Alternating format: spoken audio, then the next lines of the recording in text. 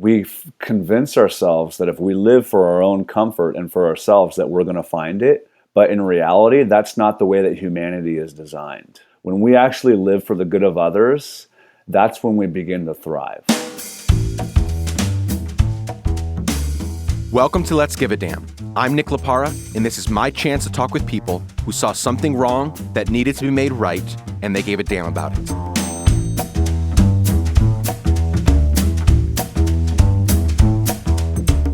From a rough upbringing, to eventually becoming a pastor, to leaving all of that to fly fish for a living, Bucky Buchstaber's story is amazing and inspiring. I can't wait for you to hear more about how Bucky is using fly fishing to help free people from human slavery. Let's get right into it.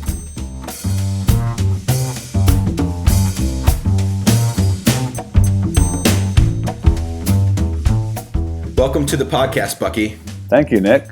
Thanks so much for joining me today, man. I'm incredibly excited to have you here. I've admired what you're doing for the last couple years, and I'm very excited to introduce you and what you're doing to the Let's Give a Damn family. I'm glad to be on this podcast. That's awesome. That's awesome. Well, let's jump right into the interview. Let's not waste any time here. I'm excited to expose what you're doing and hear your story. So let's start from the beginning. Can you tell me your story? Tell me about your family struggles, wins, and anything else that will help us get a feel for your upbringing. Yeah, absolutely. I think my early kind of childhood development was a little rough. My parents were products of the 60s. And there's great products from the 60s, and then there's not so great products from the 60s. Right. Unfortunately, they were the not so great products of the 60s.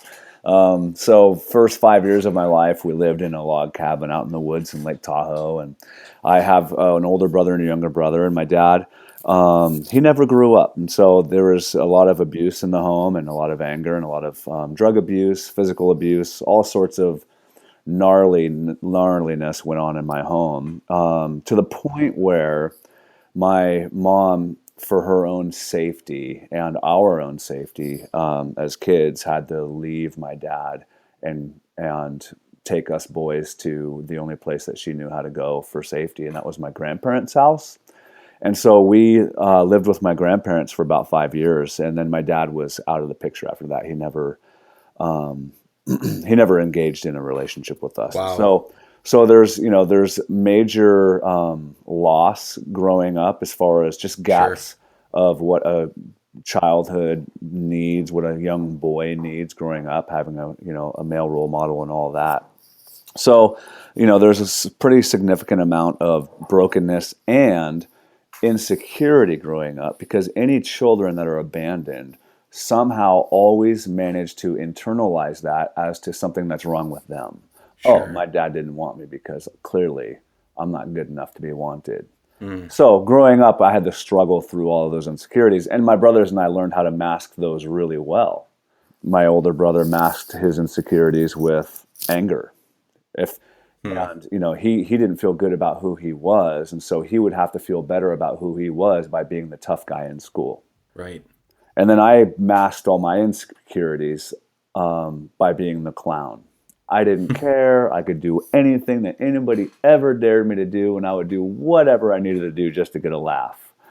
And my little brother, masked all of his through really just the passion and success in sports. And so we all kind of, none of us knew that we were growing up with all these insecurities and trying to mask them in different ways, Right. just so that we can have some sort of sense of self-worth. But deep inside all of us, self-worth was broken. Wow. Yeah. So that's kind of like the raw material of how I started. Two questions. Sorry to interrupt. So back at the beginning, you said you grew up in a log cabin. Did you guys have like electricity, or was it like rural? Oh, dude. Well, it was. There was electricity, but it was pretty rural, man. Pretty primitive. It was pretty primitive. My dad cut firewood for a living, and most of that went to supporting his habits. And so my little brother was actually pretty malnourished. He had severe asthma, and that's when my mom just had to flee. She's like, okay, this is... Ooh, that's tough. Yeah. Yeah. Second one, you said you were funny. You do anything to get a laugh. Now, I asked this question because it's a little personal. Were you actually funny, or did you were you not that funny, but you did funny things? I ask that because Yeah. I always think I say and do funny things, and people sometimes laugh. My wife kindly reminds me always, "You're not funny. Like you do funny things that make people laugh, but it's mostly out of awkwardness." Yeah, for me it was more attention getting. So I would be, I don't know how, like, I wasn't like stand up comedy funny. I was, dude, that guy will do anything and everything, and he just doesn't care. So I was the kid that, so I, growing up, my teenage years, I had all sorts of, I guess, experiences with drugs and alcohol. Hmm. But I was the one that would take it 10 steps further just because it would get people's attention. Sure. So you were smoking weed in high school. Well, I'm the guy that will dare to smoke weed in my English class with the teacher in the room. That Wow. kind of stuff. Yeah. Got it. Okay. Continue. Sorry for Attention getter. interrupting I there. was an attention getter. Got it.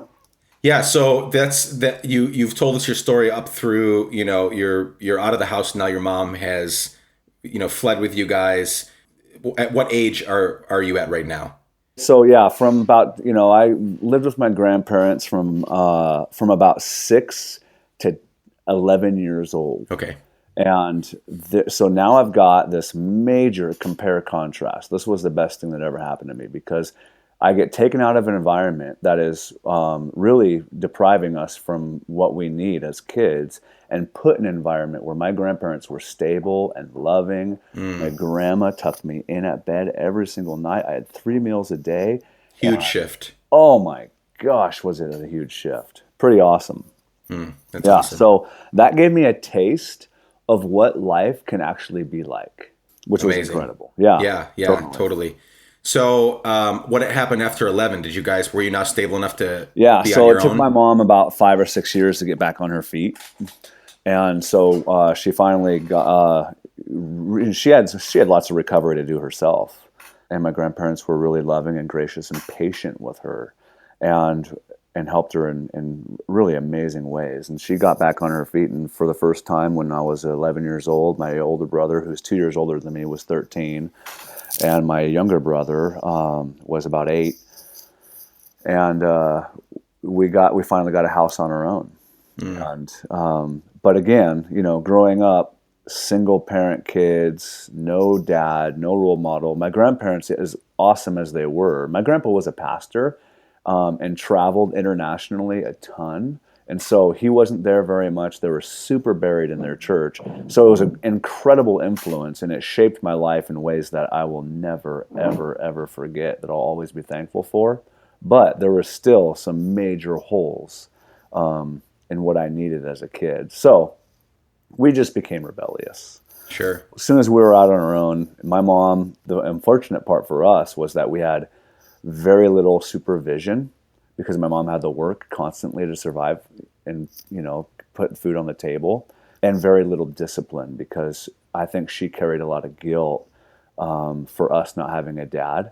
Mm, And so she didn't discipline us very well, and we had no boundaries. And so you put 3 kids with major insecurities in an environment where they've got no supervision and no boundaries and no discipline, you got nothing but trouble. right. And that's how it was for us all growing up. Mm. Yeah. Okay, that's very interesting. So, you live in Portland right now, I live in correct? Portland. Yep. Has that always been the case, or No, so this when we moved in with my grandparents, they lived in the Bay Area in Palo okay? Alto, California.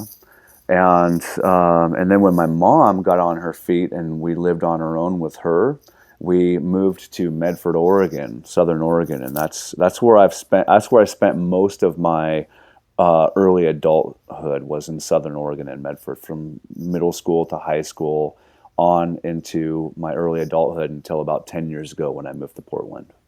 Got it. And Yep. so now, 10 years ago, Portland, you have a wife, kids, family. How Yep. does that look right now? Yeah. Oh, it looks phenomenal. I Great. never thought that I would be where I'm at right now. So I've got a wife of 17 years, and Mm, I've got 4 beautiful children that are, one daughter who's 15 and 3 boys that are 13, 7, and 5.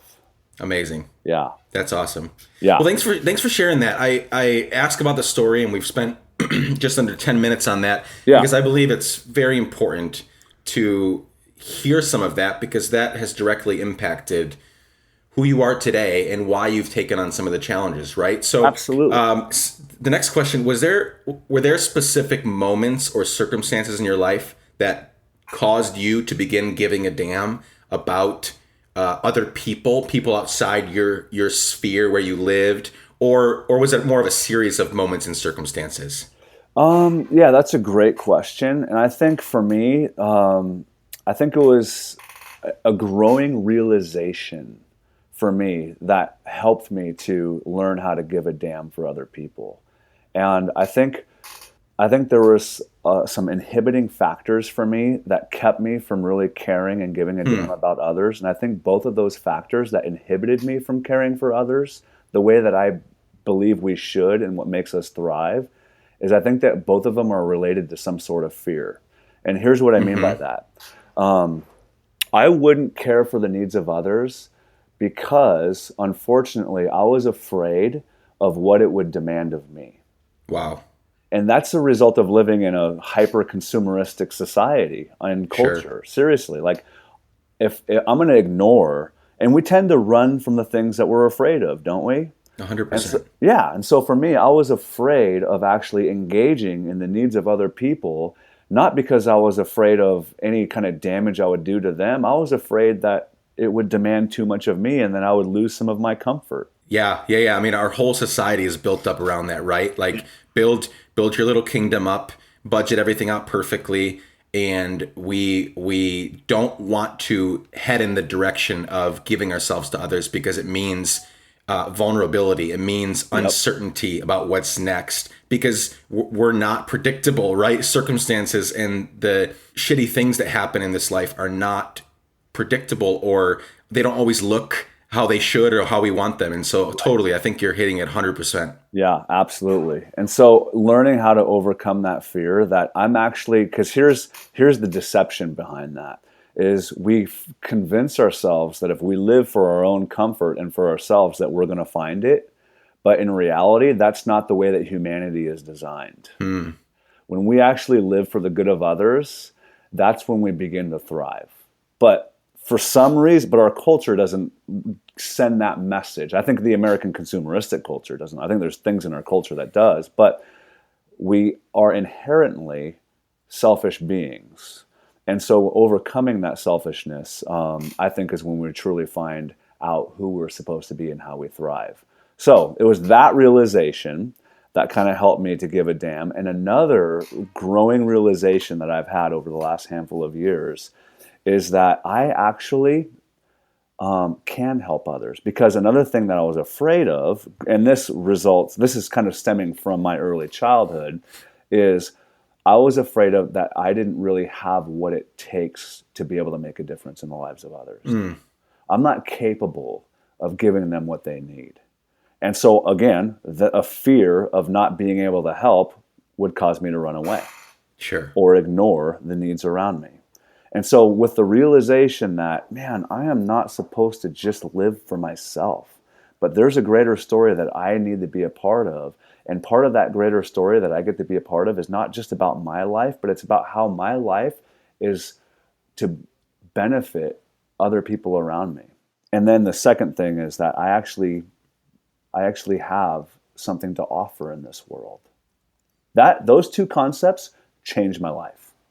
It's amazing, man. That's a gold mine right there. Thanks Yeah. for sharing that. I'm sure the listeners will really enjoy that and that will challenge them. Okay, so that's a great segue into the next question. Let's talk about a specific area in your life where you've stepped out of your comfort zone and given a damn. Let's talk about the reason why I asked you on the show today, the Fly Fishing Collaborative. Uh-huh. Yeah.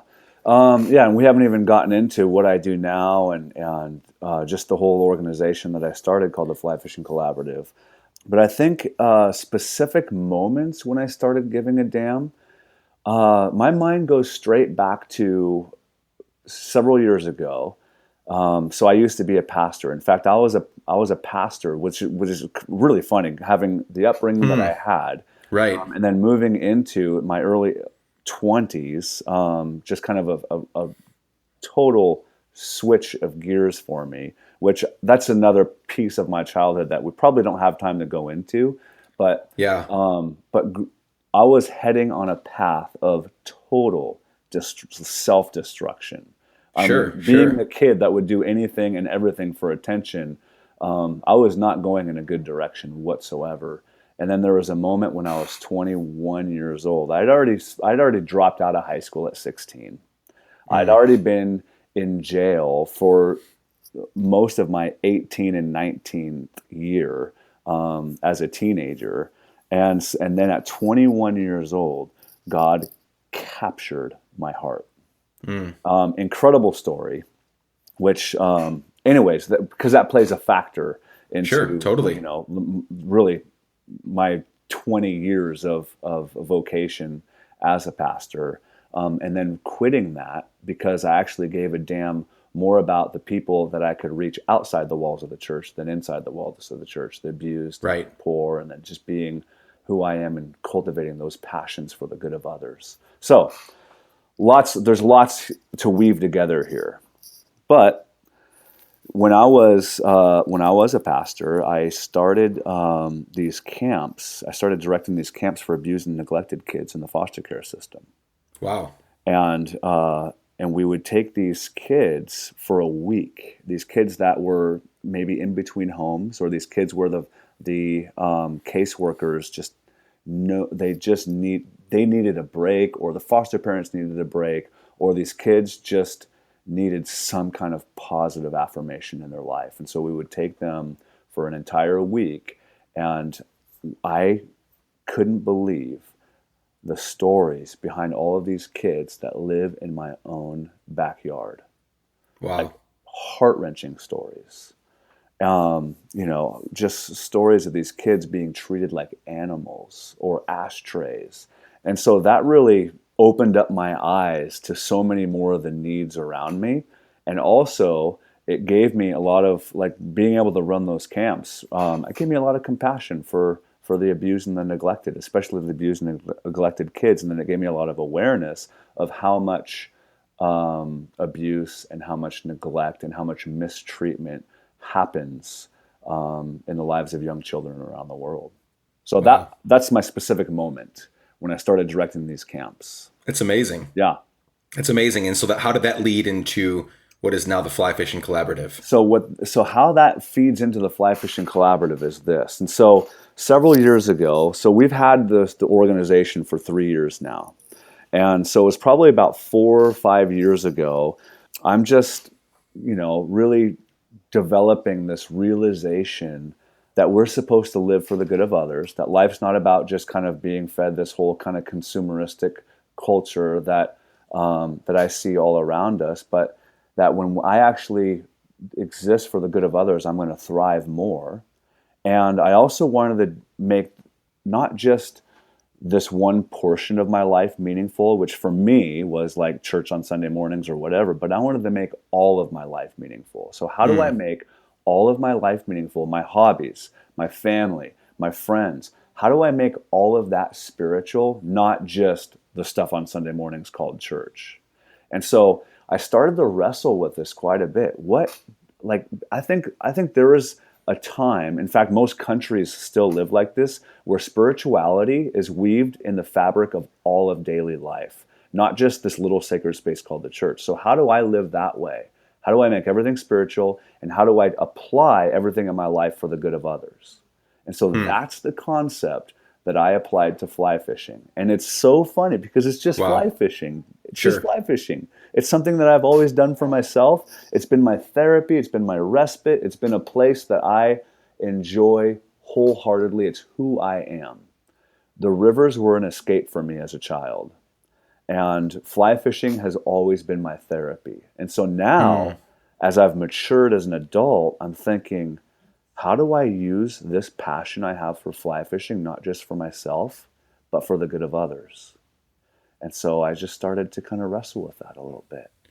That's so And cool. yeah, yeah. So So then, now the rivers aren't an escape. They're actually the destination. They're where you take people to give them hope. I don't, that That's just right. stuck out to me as you said. They used to be, that's where I went to escape from the rest of life. And Right. now you get to do it for a living, right? And now I get to do it for a living. And there was a time when I needed that escape.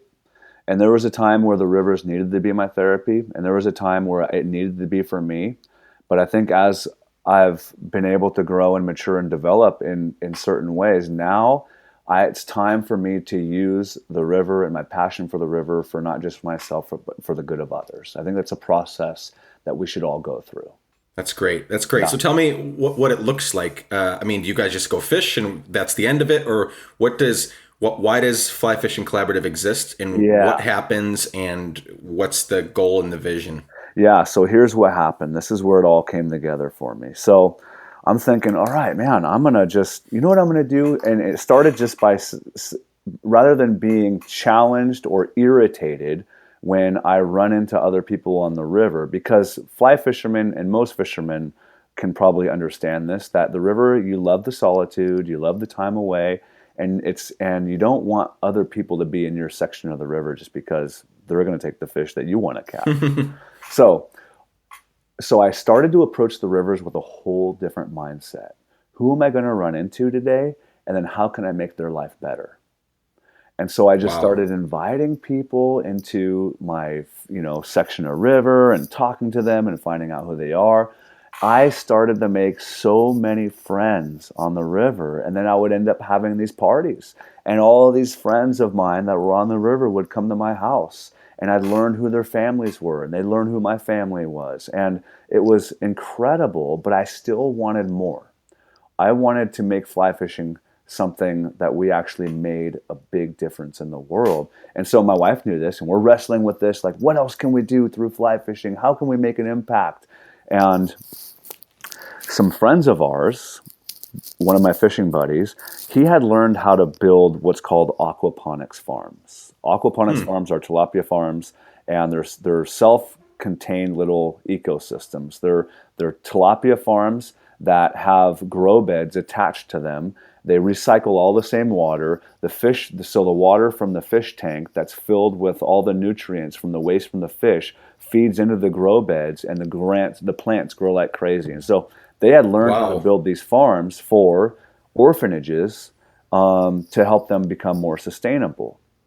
And so, as my wife and I are sitting at a conference of this high powered attorney named Bob Goff, and we're just totally inspired by what he's doing as an attorney, because he takes his skills as an attorney, and he fights injustices around the world, Wow. through legal action.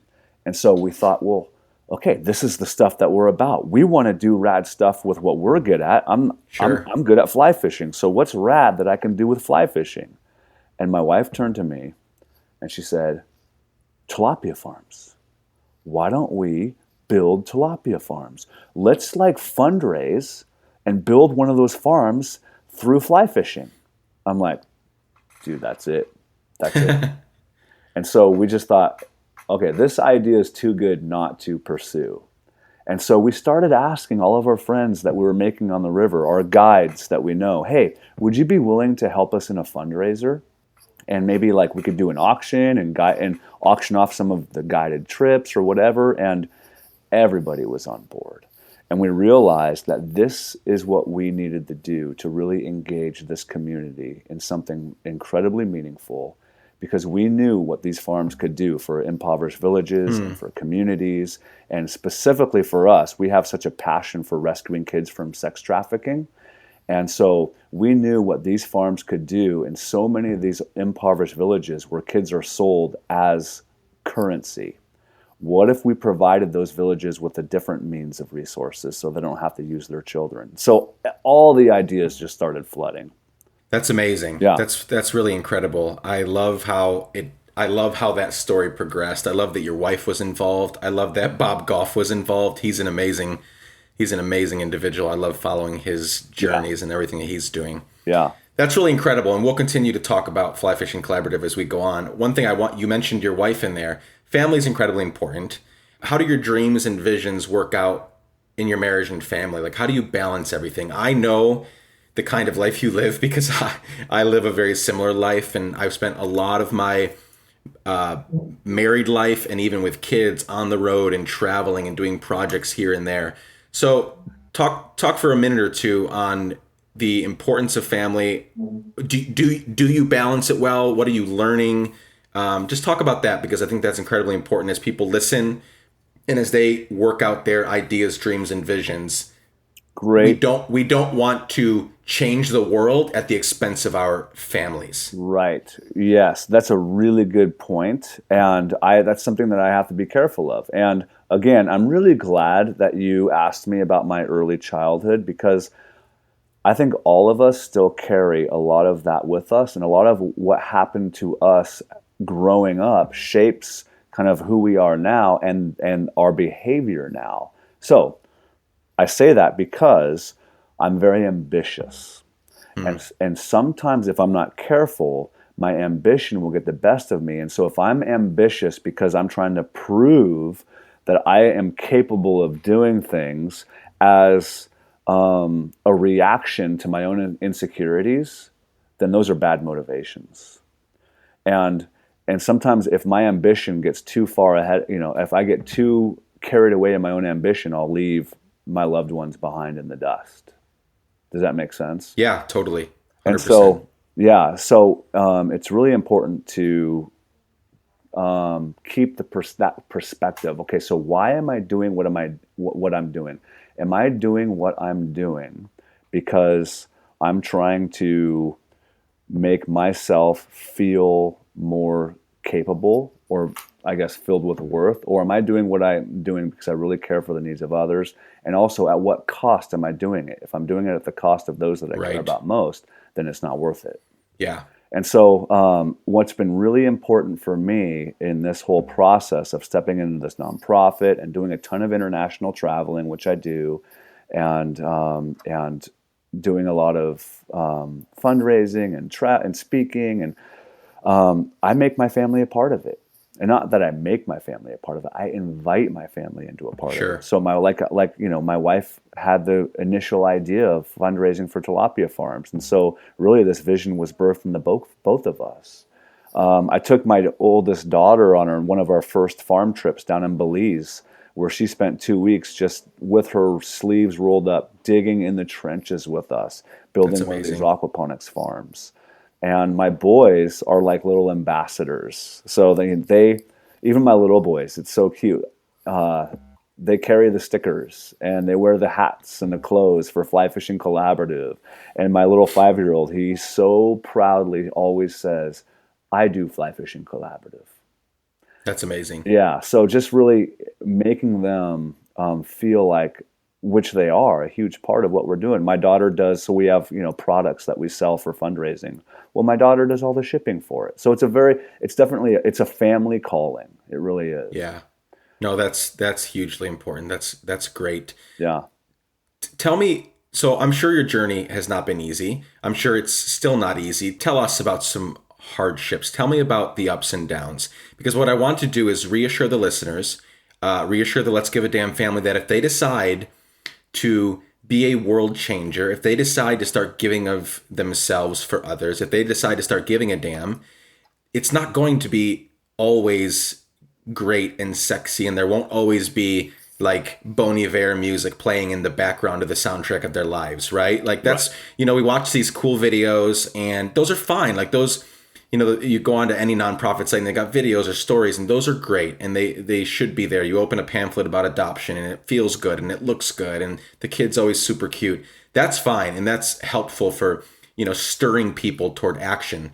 But I don't know if there are any specific stories or just generally give us a sense of, has this been hard? What are the ups and downs of leaving a secure or what is seemingly a secure job, a Right. secure career path Hmm. for something like this where you have to go fundraise and it's nothing, tomorrow's not for sure and set in stone. Tell me about that. Yeah, that's a great question. Well, I, you know, it hasn't been easy, and I always tell people that the story of Fly Fishing Collaborative, like there's some stories that just demand to be told, and there's some ideas that are just too good not to pass up.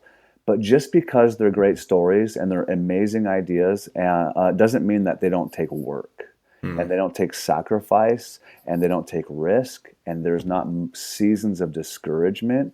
And so, just because we have a great vision doesn't mean that it's automatically going to be a reality. I believe that the visions that we get, the ideas that we get, they're gifts to us, but mm, we have to make them a reality. right. And so for me, there was a huge element of risk because you're right. I had a steady job in one of the most influential churches in the city of Portland and a very highly regarded position. And I had to sacrifice that. And I had to, it was a huge risk for me and my family, but I think we were so passionate about the needs and the opportunity that we can have to meet those needs through Fly Fishing Collaborative. It was worth the risk. That's But awesome. yeah, but then there was, I'm so I can't think of any specific moments of discouragement, No, but that's there were, fine. but early on, there was a lot of doubt, Mm, a lot of mm, not just doubt in my own heart, like, are you crazy? right. You're going to leave and what looks like financial security, and you're going to leave a prestigious job, and you're going to leave all of this so that you can fly fish. And there's a lot of doubt in other people too because they just saw me as fly fishing. They didn't. A lot of people didn't put. They don't see the vision like I do, and Sure. so they didn't put all the pieces together that I'm fly fishing to make a different make a major difference in the world, to fundraise, to build sustainable farms for safe homes that are preventing and rescuing children from sex trafficking. I'm not just fly fishing because I like to fly fish. I'm doing what I do and what I do well and what I'm passionate about for the good of others. And I don't think a lot of people get that. Right. So I faced a lot of discouragement along the way. In fact, some of my biggest supporters now were my biggest doubters then. Mm. I think that's really interesting. Well, that's a cool turn of events, but it's still, yeah, I'm sure you had plenty of naysayers and doubters for sure. Yeah. Yeah. Okay, random question. Who goes on these trips? Like, what's the demographic of somebody that will say, yes, I want to go on a trip with you? And, does it cost? I assume this is a little more of an expensive trip, so because a lot of the money is going to these projects, correct? Right. Yeah. It takes about $15,000 to build a fully sustainable tilapia farm. And most of our farms are feeding in the range of 100 to 250 kids each Oh, farm. wow. Yeah. So like the farms that we built a farm in northern Thailand, which was one of our first farms. And that farm is regularly feeding 163 kids in 3 safe homes in northern Thailand. The farm that we're building, I'm taking off next well next week. I'll be taking off to Kenya to build a farm for 116 kids, and they also that organization has a large scale feeding program in the slums outside of the city of Eldoret in Hmm. Kenya that it'll also be contributing to. So they're big farms. So it does cost a little bit of cash. And so how we do it is have all sorts of fundraising methods through the fly fishing community.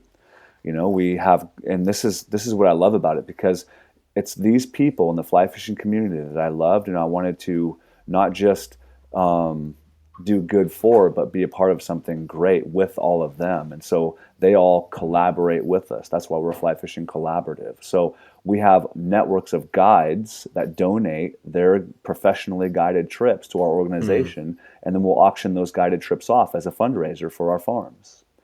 And we develop some products. And so we sell these products as a way to fundraise for our farms. But fly tires from around the world that tie, they tie hand tied flies with feathers and hooks to catch fish with. They send flies from all over the world to Fly Fishing Collaborative to sell those flies as a fundraiser for these farms. And so we're involving the community in what we're doing. And then for our teams, they fundraise themselves. So, depending on where we're going in the world, we need a team of like 8 to 10 people that are willing to get their hands dirty and go to the safe homes with us and establish these farms. And so I do through Fly Fishing Collaborative all the fundraising for the farms and the material costs and the setup, but we have volunteers that fundraise themselves for their own trip expenses. And that's how it works. Incredible. Yeah. How many farms have you guys built? I had no idea when this vision started that we would be where we're at. I thought we were going to do one farm. I had no intentions of starting a 501c3, but it captured our hearts. And when we realized that we could make such a great change, but we don't have to compromise who we are to make those changes.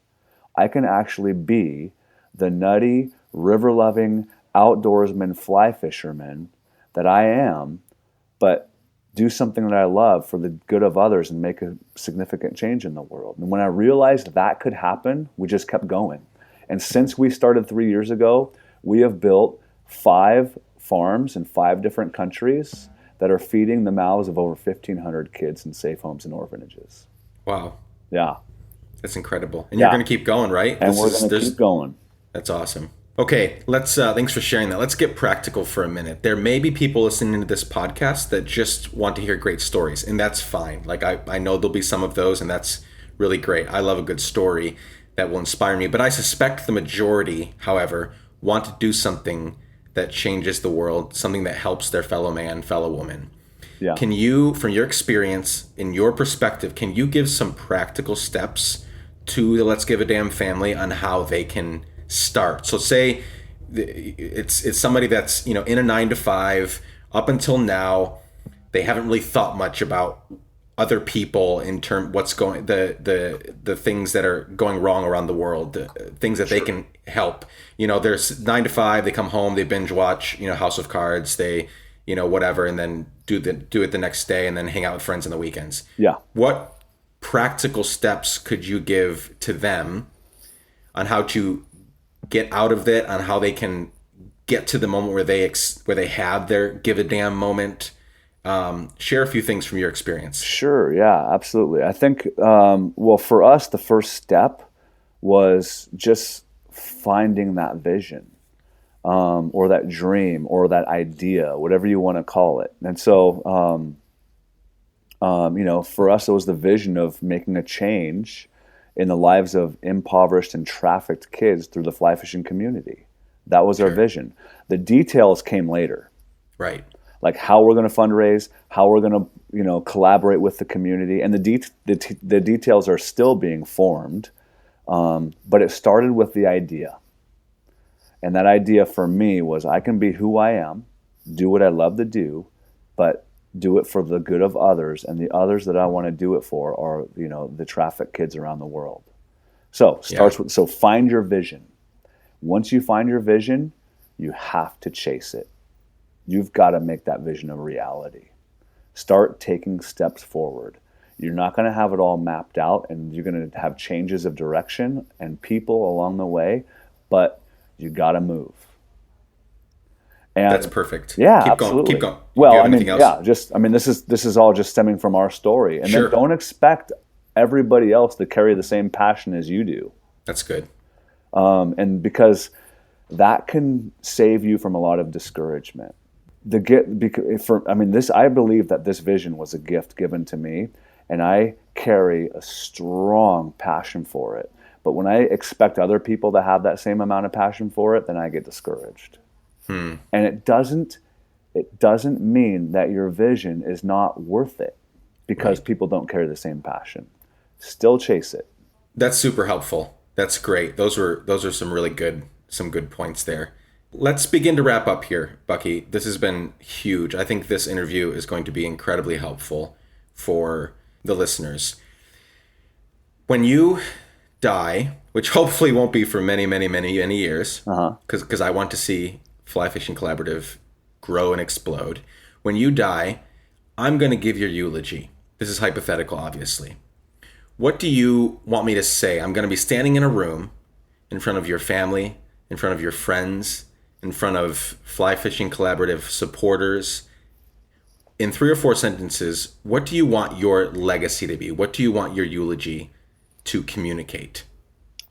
Yeah, that's a great question. And, for me personally, because of my faith orientation, and because of how much of my life that I model from the teachings of Jesus, I would probably want my eulogy just to say one thing, and that's he did life well, and that he was a man that exemplified how to love God and love others.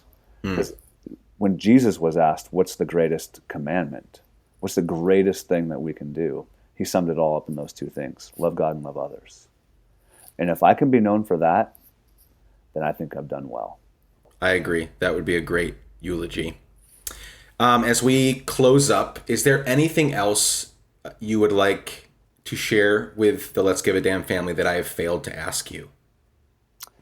I think the only thing that I would encourage the Let's Give a Damn family is don't let society dictate how you live your life. Be free to dream, look outside the box, and be careful of any self-imposed limitations that you put on yourself. I think we're capable of much more than we can give ourselves credit for. That's awesome. Fantastic advice. Where can the listeners find you online, and how can they learn more about what you are doing? You can follow Fly Fishing Collaborative on Facebook, Instagram. We've got a great website that tells all sorts of beautiful stories about the projects that we've done. So I would say that's the best way. What's that URL? Flyfishingcollaborative.org. Sign up Perfect. for our newsletter through our website to kind of keep track with all of the great stories that is happening through the fly fishing community and the impact. And if anyone that's listening, if they want to get involved in this, they can find that information on your website? They can find that information on their website. They can shoot me an email personally. It's on the website. They can follow my Instagram account as well, Bucky Buchstaber, and would love to get anybody and everybody involved as much as they would like. That's awesome. Well, I'll put links in the show notes. And Bucky, thanks for joining me today. This has been a true honor, and I'm incredibly excited to watch you change the world through fly fishing and empower others to give a damn. Thank you, Nick. This has been so much fun. Bye for now. Okay.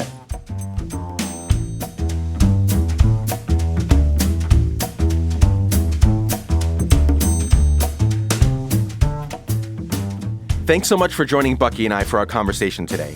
Be sure to go and follow Bucky and Fly Fishing Collaborative everywhere on social media. If you enjoyed our chat, go and let him know. Also, please subscribe to this podcast and leave a review if you will. And ask your friends to listen and subscribe too. The more the merrier. You can follow Let's Give a Damn on Facebook, Twitter, and Instagram to find out more about the show and other things we plan to implement very soon. And head on over to our Facebook page and click on the sign up button to receive weekly emails containing amazing stories like the one you heard here today. Also, if you want, follow me at Nick Lapara on Instagram, Twitter, Facebook, and Snapchat. I'd love to see you there. Well, that's all for today, friends. Can't wait to spend more time with you very soon.